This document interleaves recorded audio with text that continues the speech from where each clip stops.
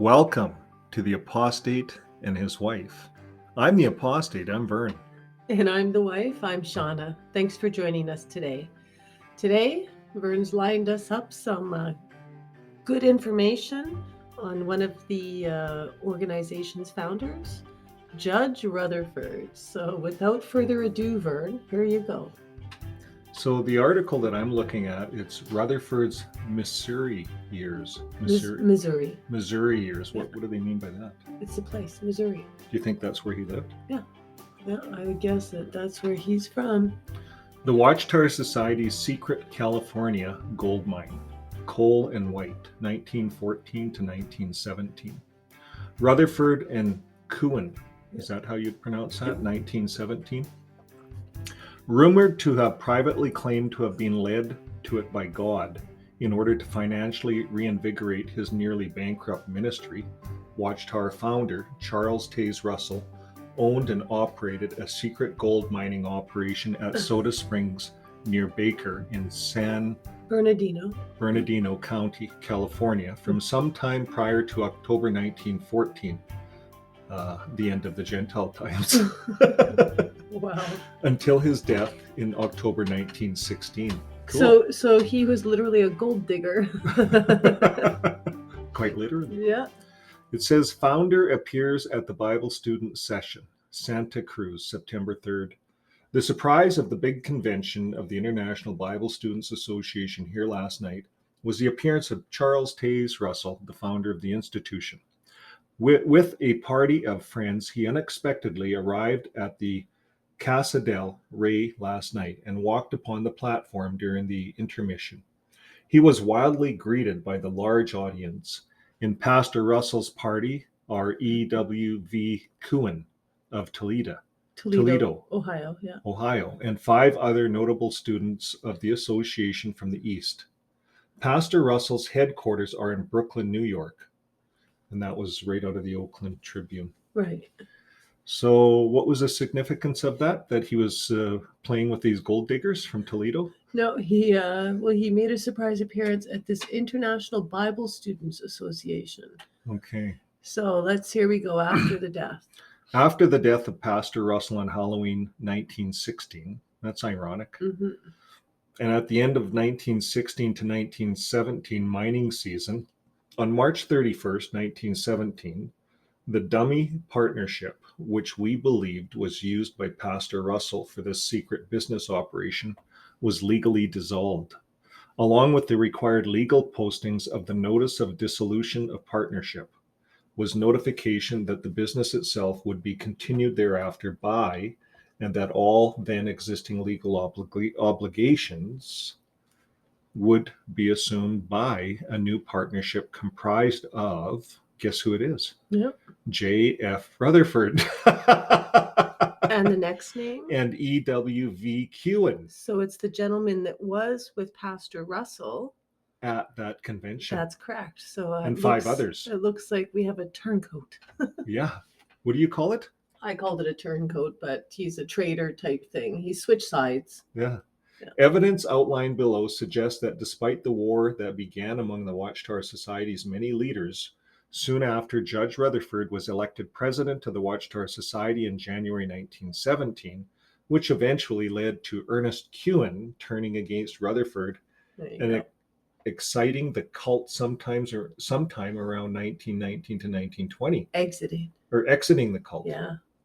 And despite Judge Rutherford's being sent to federal prison in June 1918, mining operations continued at Soda Lake through to 1917, 1918, and possibly into 1919. But it wasn't Russell at this time because his business had been dissolved, of course. But the new partner was Rutherford. Rutherford and this Cohen guy that was involved. But then Cohen left him. It said Cohen left the cult. Against Rutherford. Yeah, look at that. 1919. So now let's see what happens. Here we go. The saga begins. The January 1st, 1915 Watchtower magazine, which would have been printed in early December 1914, with copy written in November 1914 or earlier, included the following anticipatory and nervous announcement. Emphasis hours. Emphasis hours. So here it is. What about the money supply? Question mark. But some may say, did we not read between the lines in the Society's annual report that the financial streams were drying up? And have we not heard that 13 photodramas of creation have been withdrawn? Our reply is that these things are so, but that we have a reason to surmise that God intends to sell us in his own way further financial support. God intends to send us in his own way further financial support, that his message may go forth with great force throughout the whole world. With this in view, we are having all the dramas overhauled and put into good order, anticipating that the funds to operate them will be in our hands shortly. So here's what it says. Amusingly, the Watchtower magazine readers should have understood that Russell had deceptively authored this blurb even before readers had received the 1914 annual report, since the annual report had just been published in previous December 15th, 1914 issues. So it sounds like Rutherford, Russell, they were doing the same game that they're doing today. They're playing the money card. We're broke. But yet they got a gold mine in the background. Mm-hmm. Yeah, they were already hiding things. You see, that's what they do with religions. Well, they're always broke. And I'm sure that Rutherford learned a lot of that when Russell was going through his divorce, right? Because Maria had a claim to a lot of stuff, and he couldn't even pay her $40 a month. They made it matrimony. He wouldn't pay her. No, he wouldn't pay her. Yeah, difference.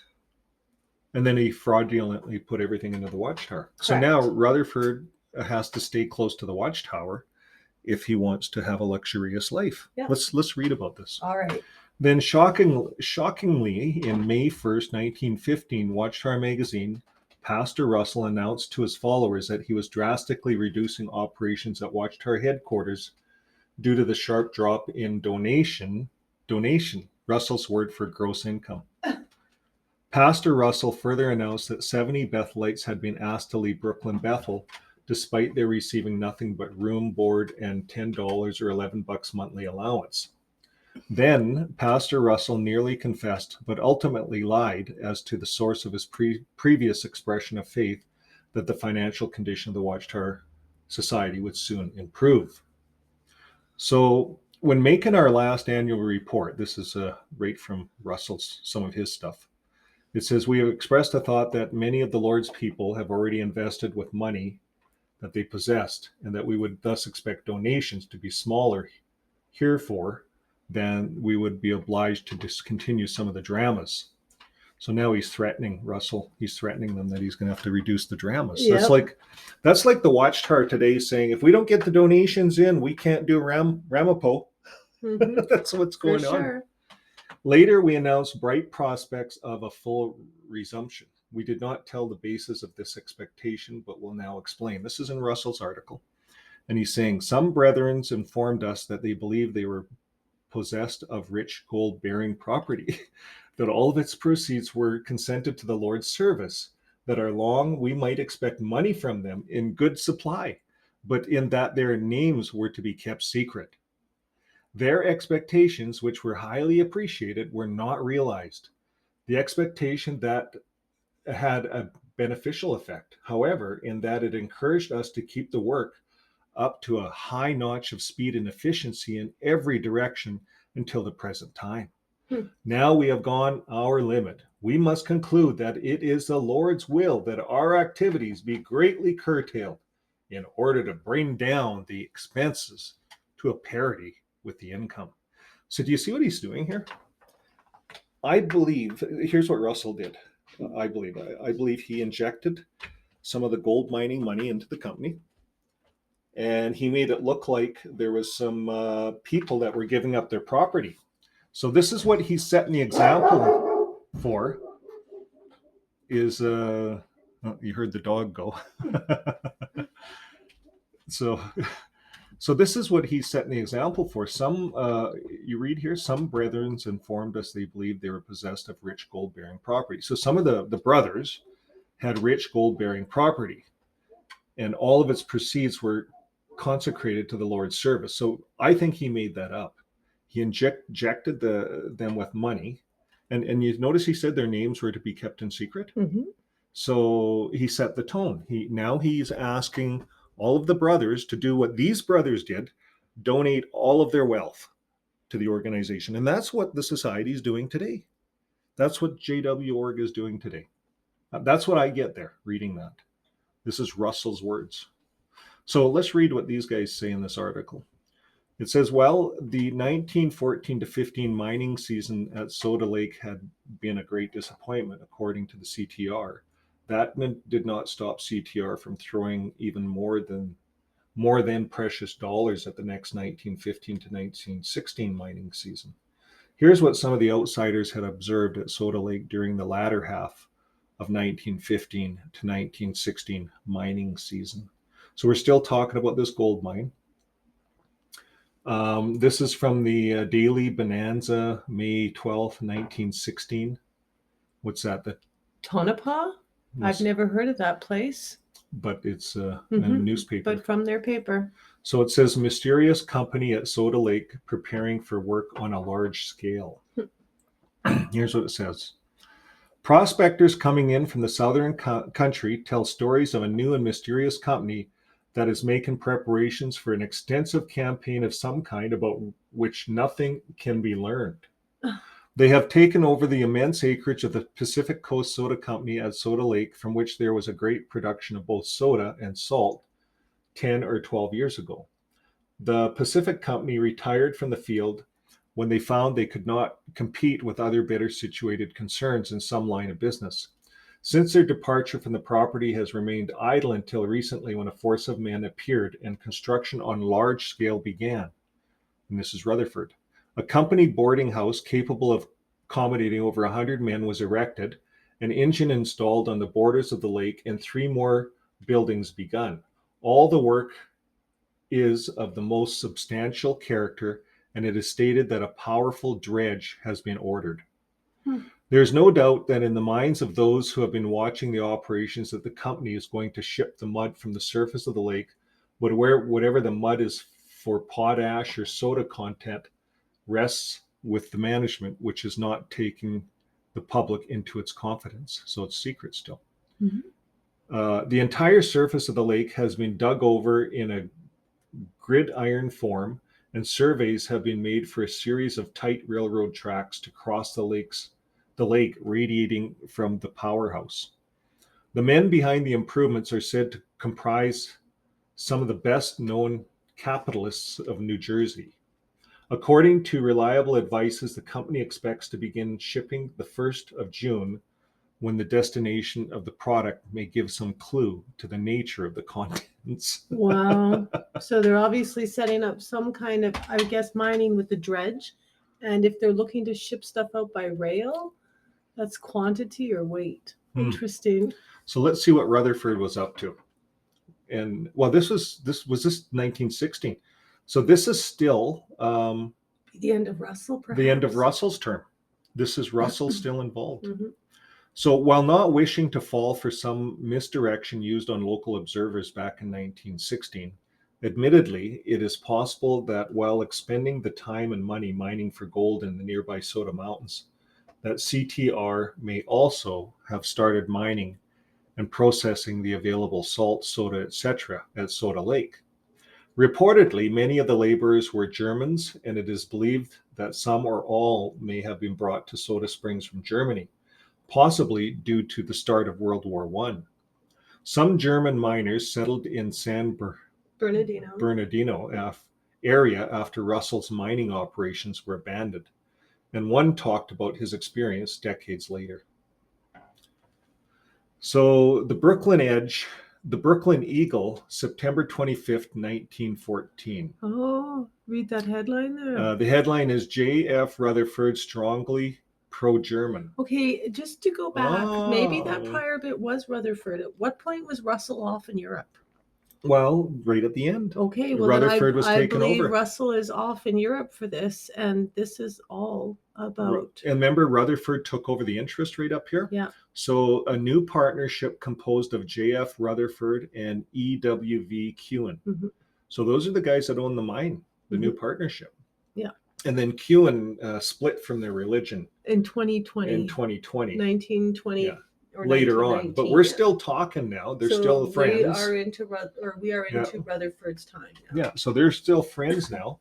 So we're 6 years before their termination. here's where all the German workers came from. It was Rutherford. Well, here's what the Brooklyn Eagle says in 1914. J.F. Rutherford, strongly pro-German. Interview done after Judge Rutherford disembarked from The Mauritania. That's a ship. going to Germany. So he's back. Okay. Some pro-German sentiments were expressed by the homecoming Brooklynites, especially by Joseph F. Rutherford of 10 Orange Street. Mr. Rutherford was told that dispatches about the war were meager, and he replied that it was not surprising. London, so this is before Rutherford was put into jail. So London is coloring these dispatches, he said, and I am certain that Germany has done a great deal more than the reports have credited her with. By the way, and this is Rutherford's talking to the newspaper, by the way, have any returning Americans protested at their treatment by the Germans? So you see what Rutherford did there? Well, he's probably just back from Germany here in 1914. This is September 1914 when he's being interviewed. Yeah. So I'm guessing like the war is about to start. Mhm. There's a lot of these. A lot of energy. Well, yes. And if he's back from Germany, so he's actually appealing to the German side here. He is. So then he goes on in this newspaper article to say, when he was told that the majority expressed pleasure at their treatment, he said that the reports in England were otherwise. So Americans returning from Germany are saying, what are you talking about? The Germans treated us great. Meanwhile, the Europeans, and specifically England, Mm-hmm. they were not being treated well by the Germans already at this point. No. So he's spinning it a certain way. So this is in quotations. It says, I was in Hamburg. This is Rutherford speaking. Yeah. I was in Hamburg when war broke out, and I don't believe I ever would have got out of the station there if it hadn't been for German courtesy. A man in the car there told me to come with him, and that alone got me out. The German sentiment is not military, as has been reported, but is peace-loving. Wow.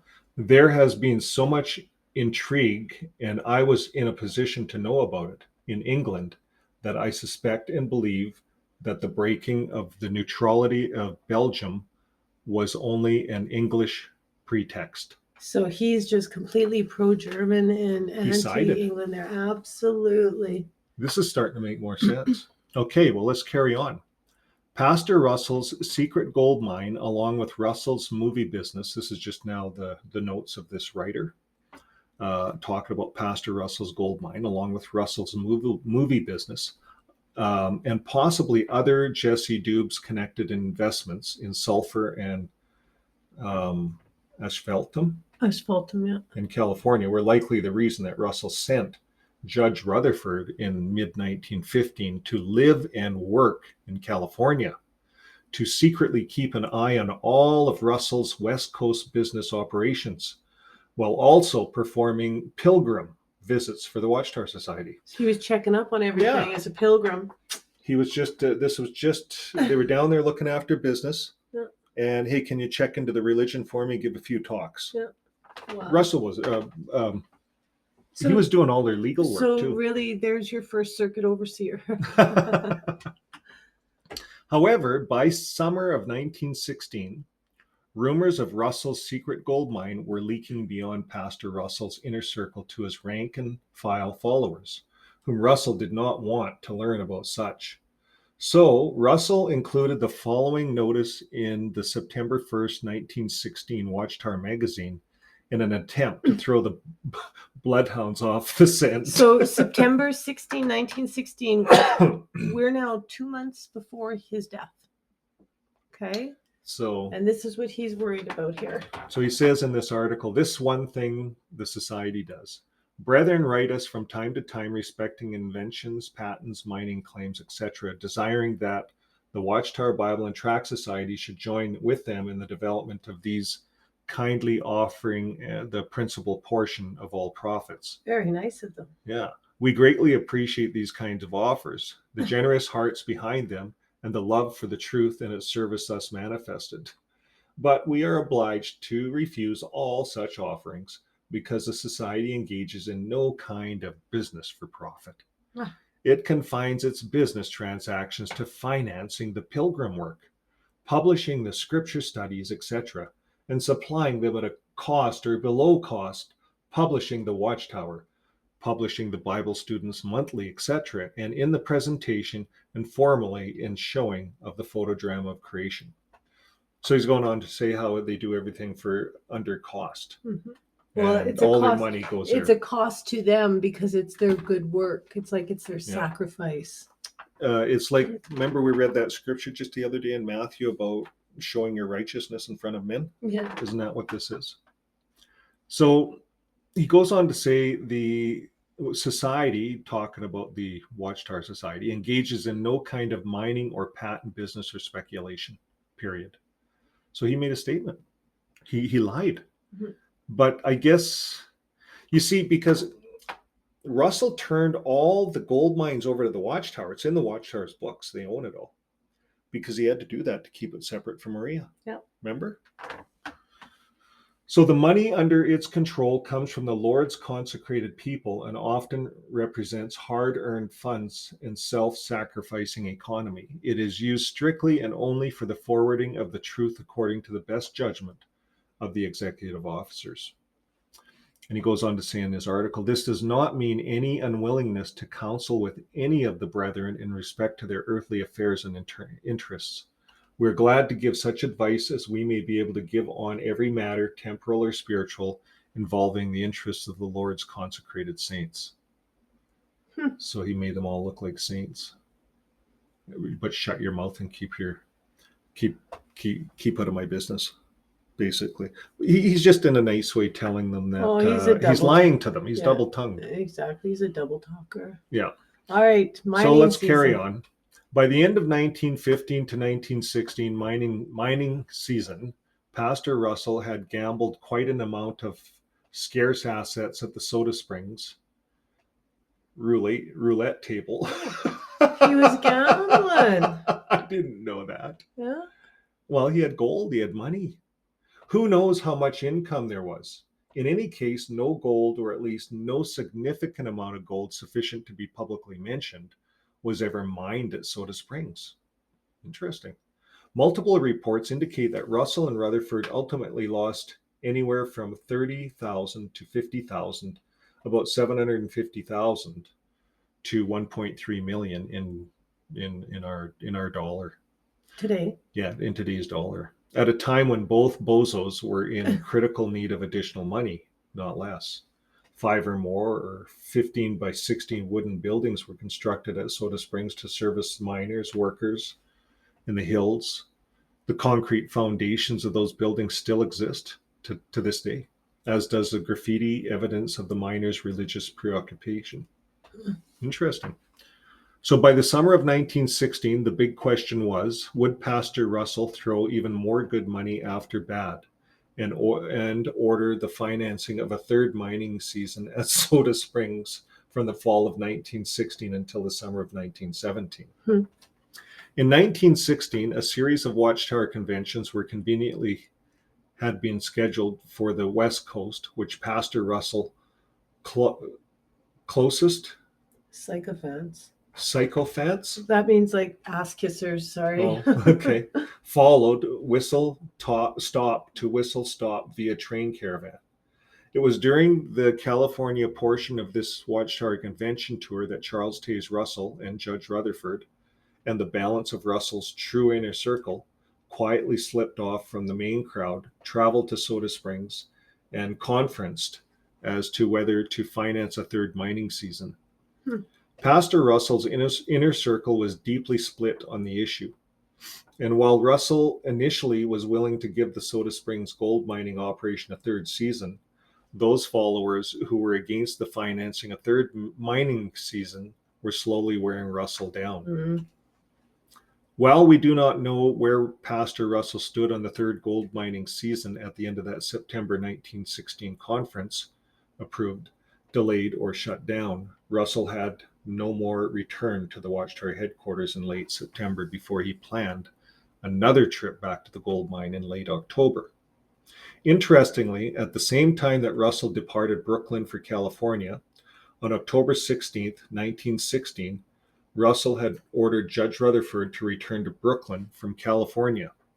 In fact, Judge Rutherford was at the Watchtower headquarters on Saturday, October 28th, when Russell and Menta Sturgeon were conducting business at Soda Springs. So again, this is now like 3 days before he dies. Yeah. Yeah. He had a busy, and then he was dealing with all of Maria's, hiding stuff from Maria and court cases, and they had a subpoena out for him. All right. So he had a lot of pressure. Here's what it says. All day Saturday, under severe pain, in great weakness, with obstructions piling up before him every moment, he struggled with business propositions like a giant. Friends had disappointed him, and he wondered if the Lord were not against him in some things. Huh. She's talking about Russell. Mm-hmm. Is that a news article? No, that's that was the lady. Menta Sturgeon is the lady that he was with conducting business at Soda Springs there. In one way or another, the stress and the strain of this latest failure in a chain of failures was more than Charles Taze Russell could bear. This is not just our speculation. It was the speculation of some of Russell's closest followers at the Watchtower headquarters after Russell's death, only 3 days after conducting business at the gold mine on Tuesday, October 31st, 1916. So he died. So there you go. So Russell is out of the picture now, and this is all Rutherford. So, well, it paints it shows how Rutherford and Russell were really together on this gold mine. Mm-hmm. And this gold mine, it looks like it was breaking the Watchtower Society. I thought it would be feeding money in, but they were getting money off people to support this gold mine. It wasn't blessed by Jehovah, I guess. It never took off. I guess, hey? Gold chasers. Okay, so let's see. So he's passed away now. Now enter Rutherford. Okay, so the Brooklyn Eagle, July 31st, 1917, a hint of financial troubles. Also, it has been learned that funds are not coming in with the readiness that was formerly one of the chief glories of the Russellism. Worry about finances. Many of Pastor Russell's followers believe had much to do with his sudden death. When he died, he was returning from a trip to Los Angeles. Some of his followers have now disclosed that this trip was largely in the interests of his mining ventures in the Soda Lake region of California. They are authority for the statement that the founders of the Russellism dropped $30,000 there in a futile effort to recoup the Watchtower treasury. And that's from the Brooklyn Eagle, from a paper. So we go back to the story here. Judge Rutherford left the Watchtower headquarters on Sunday to help conduct a pilgrim meeting at Oakland, Maryland on Monday. Rutherford left Maryland on Tuesday to travel to Ohio, where he conducted unknown legal business for the Watchtower Society on Wednesday. It may very well have been this business transaction with which Rutherford years later boasted of saving the society $11,000. Rutherford probably had already learned of Russell's death via media reports on Wednesday morning by the time he had received A.H. Macmillan's infamous telegram that the old man is dead. That's what the telegram said. The old man was dead. Rutherford returned back to Brooklyn by Friday, where he immediately began to plot and scheme his takeover of the now leaderless Watchtower Society. Now it gets interesting. Obviously, there are lots of unanswered questions, such as why did Russell order Rutherford to leave California and return to Watchtower headquarters at the very same time that Russell and Minta Sturgeon were leaving Watchtower headquarters for yet another cross-country train ride back to the Soda Springs mine? That's one question. If Russell, who had zero tolerance for disobedience and disloyalty, was displeased or even angry with Rutherford, then why did Russell allow Rutherford to leave Watchtower headquarters on Sunday and apparently start working his way back to California, while Russell was at the same time leaving California and heading back to the Watchtower headquarters? Had Russell and Rutherford planned an even more secret meeting somewhere between California and Brooklyn?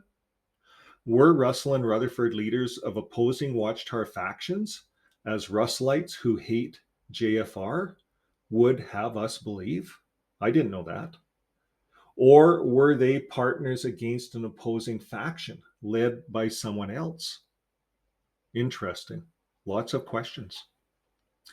The dummy partnership used by Charles Taze Russell for the Soda Springs mining operation, but dissolved on March 31st, 1917 by Judge Rutherford, was composed of a longtime prominent Watchtower pilgrim named James H. Cole, and I've heard of him, whom was preaching in California the last week of March 1917, and another Russellite identified only as J. White.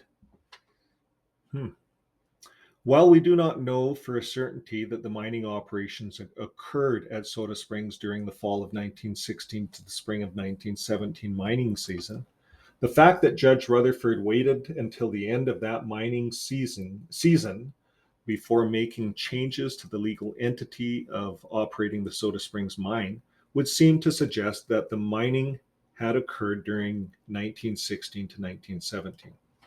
More interestingly, we would like to know whether Judge Rutherford followed through with the apparently being planned 1917 to 1918 mining season, given everything that had happened to Rutherford and the Watchtower Society, starting almost immediately after he took over the Soda Springs mine. Extremely interesting is the role that such continuing plans and or operations relating to the Soda Springs gold mine played in the schemes and the power struggle that erupted among the Watchtower Society leadership in the summer of 1917, and may have played in power struggles and schemes thereafter. Notably, we previously had paraphrased from multiple online sources that supposedly quote from the U.S. Geological Survey report, which supposedly states that the Soda Springs mine site were observed abandoned in 1917. Recently, after discovering that Judge Rutherford had continued the mining operation in 1917, we then dismissed that report as possibly being an observation made during the mining off-season. Well, guess what? We just reviewed some overlooked research collected by us more than a decade ago, and we found where the same USGS field employees stated in another report that he had not observed the Soda Springs mine site abandoned until December 1919. It's like 2 years later. Mm-hmm. So the thing about the statement that is especially interesting is that the statement leaves open the possibility that the mining occurred through the previous 1918 to 1919 mining season, which was while Rutherford and his crew were in prison. Was that why Rutherford made a beeline to California after being released from Atlanta in April 1919, which would have been at the end of 1918 to 1919 mining season? Was the gold mine either production or failed production? The source of Rutherford split with Ernest Couen. So that was a question. Mm-hmm. Yeah, because Couen left the cult about 1919 to 1920. Mm-hmm. Okay. So let's see what goes next. Interestingly, in 1918, shortly after Judge Rutherford had arrived at the federal prison in Atlanta, Georgia, he received an extremely lengthy, detailed, and somewhat mysterious report from his newlywed son, Malcolm C. Rutherford, then age 25, who lived in Los Angeles. The message of the report was that Malcolm and his newlywed wife had nearly died on a recent trip to inspect Soda Lake during the summer off-season and had failed to get to Soda Lake. How could that happen?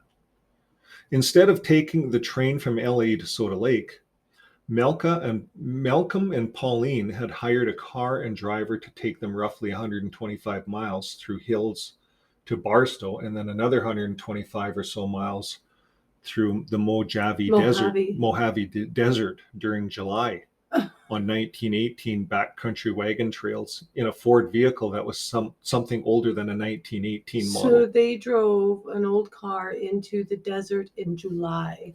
Why wouldn't they take the train?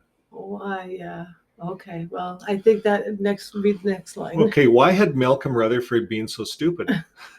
According to his letter, Malcolm had successfully completed this same exact overland trip to Soda Lake only a little more than a year previous, sometime in the spring of 1917. Whenever the trip occurred in the spring of 1917, there was a big difference traversing the Mojave Desert in March or April rather than in July. Correct. Especially traveling in the 1910s vehicle or 1918 wagon trails. Despite the fact that Malcolm's letter about his failed trip was extremely long and detailed, Malcolm barely mentioned Soda Lake itself and the operations there. Apparently, Malcolm was not able to tell his father anything that his father did not already know. Here are a few pertinent excerpts. Not knowing what had been removed from Soda and being rather handicapped in sending others up to look at what I did not know for sure was there, we thought best for me to take the turn up at the first opportunity and make a new inventory. At San Bernardino, we went up over the pass and went to Barstow, started on our second half of the journey across 125 miles of desolation. We found new road signs placed by the U.S. Geological Department, and these were a welcome contrast to the weather-beaten boards we found over a year ago. Conjectures as to the location of Soda were numerous, and at last we practically admitted that we were lost. So they got lost. He didn't even make it there. No. Oh, no, he didn't. And they almost died in the desert, it looks like. Can't do it like Dad, eh? Now that we know that the gold mining occurred at Soda Lake in 1914, 1915, 1915 to 1916, and probably 16 to 17, and likely 17 to 18, and possibly 18 to 19, is not such indication that claims that little or no gold has been found, typically misdirection by the Watchtower leaders, while in fact enough gold was being captured to encourage continued mining efforts. So they had some gold. Isn't that how it is, eh? Chasing gold. The comeback to that is, if Russell and Rutherford found sufficient gold near Soda Lake to continue mining for 4 to 5 years, then why has not someone else duplicated their success during the past 100 years? There are a couple of responses to that comeback. While the Russell-Rutherford gold mining operation used Soda Lake as its base camp and probably for its washing operations, Noon now knows exactly where in Soda Mountains that the actual mining took place. No one actually knows. No one actually knows. Yeah, where the mining took place. No one. Oh, that's how they spell it. They are pretty secretive. Second, using volunteer labor can make business operations profitable, which otherwise would not be profitable. We actually have a third-party report that states that during at least one of the mining seasons between 1914 and 19, that several hundred people were observed working just at Soda Lake worksite. And remember, they were all Germans. Yeah. It was a German community. You caught that in that line above where it said mining or using volunteer labor. So at that point, they had already started that. Volunteers, like Watchtower volunteers. Yeah, building the corporation on the backs of volunteers. Charles Taze Russell and the Watchtower Society were in deep business distress after the busted October 1914 prophecy failure, and particularly after the busted October 1915 prophecy failure. Even Russell himself probably assumed that his decade-old religious business was all but finished. The milk cows were dry, and the sheep had been completely fleeced. Seeing no further use for many of the bread weights who surrounded him at Brookland, Dead weights. Bethel, the dead weights, Russell began dismissing all but absolutely necessary staff from the Watchtower Society headquarters, even though the dismissed volunteers were receiving nothing but room and board and a measly 10 to 11 bucks a month. Even Russell's closest conspirator, henchmen, were hustling around looking for their next job. So it really looked like it was the end of them then. Yep. All of this related to readers to preface a shocking fact. Readers should further understand this fact does not negate anything related thus far about the financial distress of either the Watchtower Society nor Charles Taze Russell himself personally. Rather, readers should attempt to reconcile the following seeming contradiction with everything else related on this webpage. Even the possibility that Russell may have committed suicide due to the financial distress of both himself and his empire. I never thought of that. One last preliminary fact. Since 1898 and up until the year 2011, Russell and his followers have repeatedly made much of the fact that Russell supposedly had gradually donated all of his personal assets to the Watchtower Society and that Russell died nearly penniless. What the Watchtower Society and Russellites never explain is that once Russell attained prophet status, the elderly Russell had little need for the assets which he donated to an organization over which he also was the dictator. As for disposable cash, even Russell boasted of incidents where followers shoved cash and checks into his pockets. Russell related that he once found a $1,000 check in his coat pocket. That's worth $30,000 today.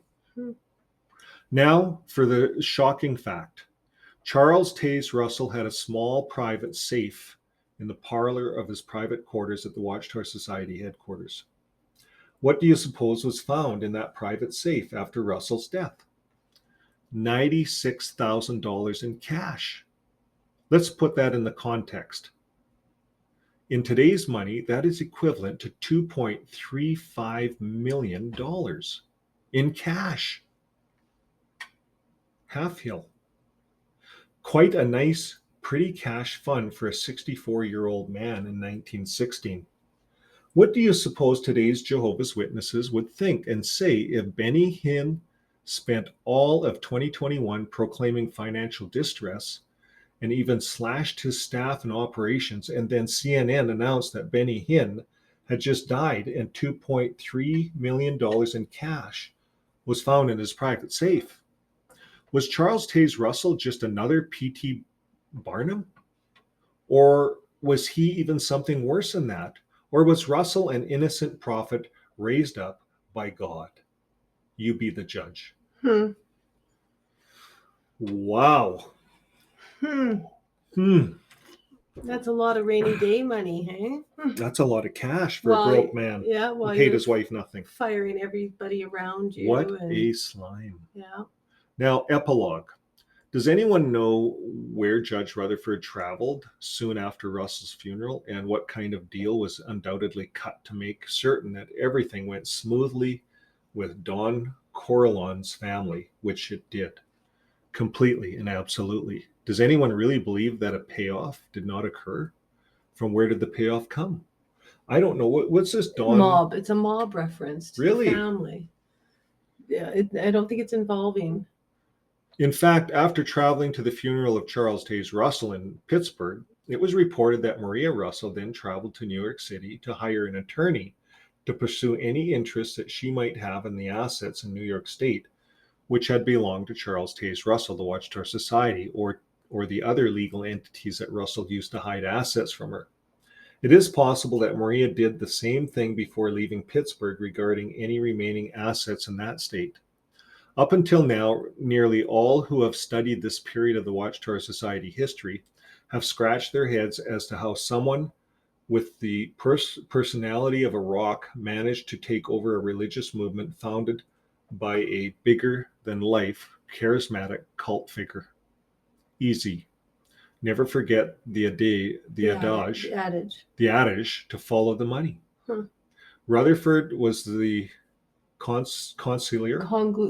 Yes. And Rutherford not only knew where most all the bodies were buried, but more importantly, Rutherford knew where most all the skim had been stashed.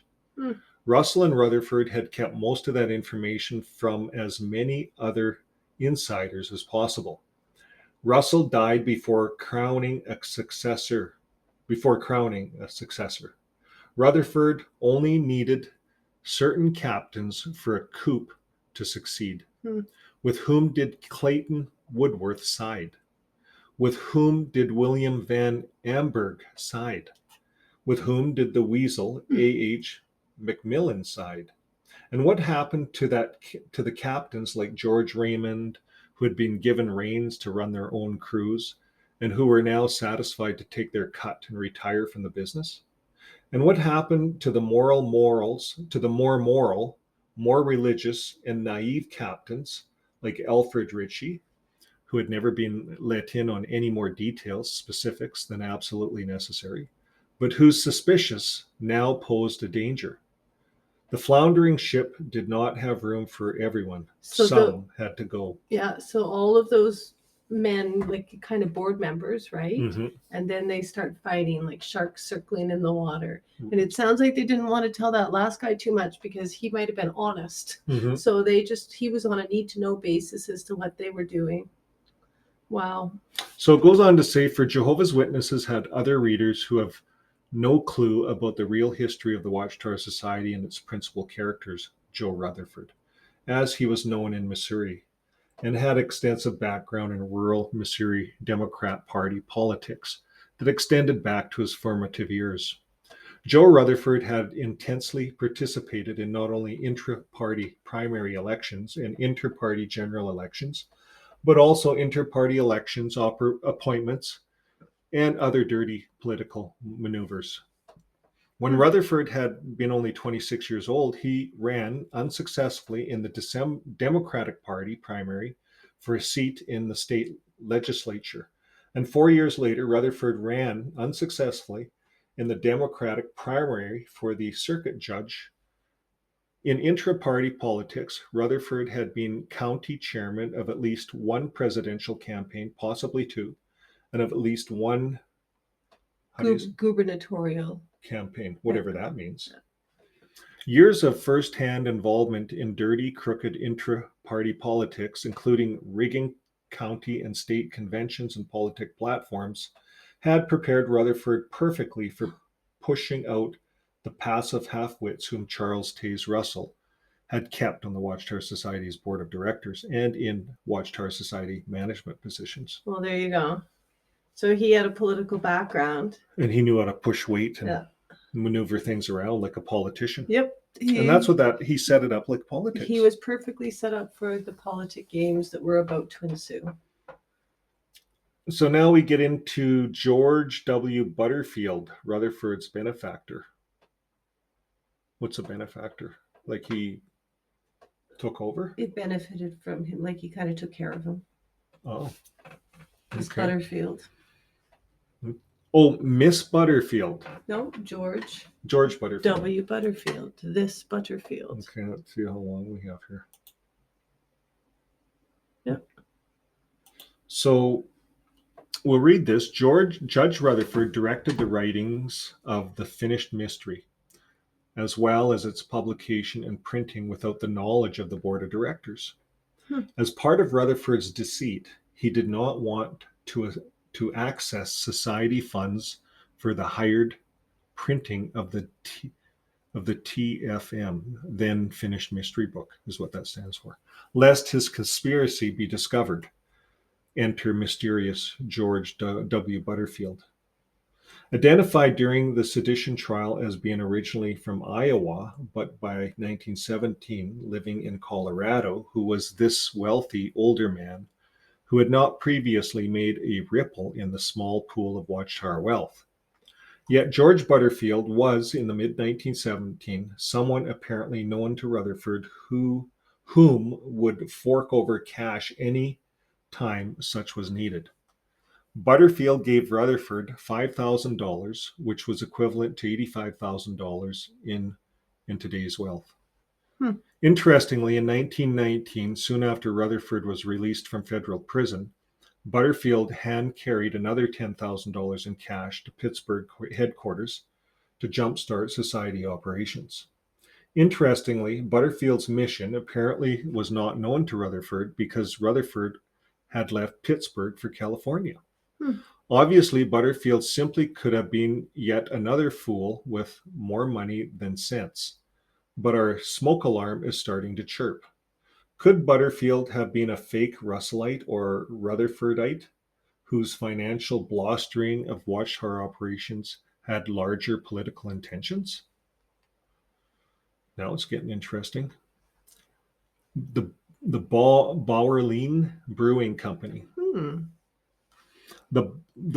I saying that right? I think so. Barlein. Yeah. Barlein family once boasted that the patriarch Adam H. Barlein was Pittsburgh's first brewer, and that he had established his commercial brewery in 1845. Another German family claims their patriarch arrived in Pittsburgh in 1838 and established a brewery in 1844. Probably around the time of the death of Adam H. Berlin, sons Christian Berlin and Adam A. Berlin relocated the brewery to the suburb of Millvale in 1869. In 1897, the two brothers sold the brewery to Pittsburgh Pure Beer Company, which dropped the Berlin brewery Barlein Brewery name. Yeah. So in 1899, the brewery was purchased by the Pittsburgh Brewing Company, and the use of the name was restarted until 1920. Yeah. So while the two Berlin brothers undoubtedly sold out their majority interest back in 1897 and retired, one can only wonder whether one or both brothers had retained a minority shareholder's interest in the family business or repurchased such in 1899. So by 1908, Adam A. Berlin's son, John A. Berlin, was the Watchtower Society pilgrim. Okay, now we're getting closer. We can. Well, they certainly did have their fingers into a lot of things. That's for sure. And they do today too. Still, we'll look at their bequeathals are probably still a major moneymaker. And now that they accept amalgamations, Well, what do you take from this part of the program? Oh, that they were, even here, it shows you that this is a business. Gold diggers. They are running a business in the name of God. Gold diggers. Yeah, for sure. Anyways, interesting. Yeah, interesting. Well, next week we're going to get into how there was a fight. Russell died now, and so now there's a fight to who's going to take over the Watchtower. That's right. Rutherford was not actually the shoo-in. From what we understand, there is another gentleman by the name of A.I. Ritchie, who was vice president at the time. And he should have really became president. It was kind of assumed that he would be the next president, but... Let's see what Rutherford did and how he used his cunningness to take over. I'm sure there were some shenanigans that they were up to for sure. But yeah, that's another night. Well, I hope you guys enjoyed the program this evening. We're going to get to know Rutherford over a few sessions, a few podcasts, because this guy has a big history. And some of the juicier stuff is coming up next time, so keep tuned in, and we'll get the rest of the story on Rutherford. Sounds good. Thanks a lot for joining us, guys. Have a good night. Bye for now.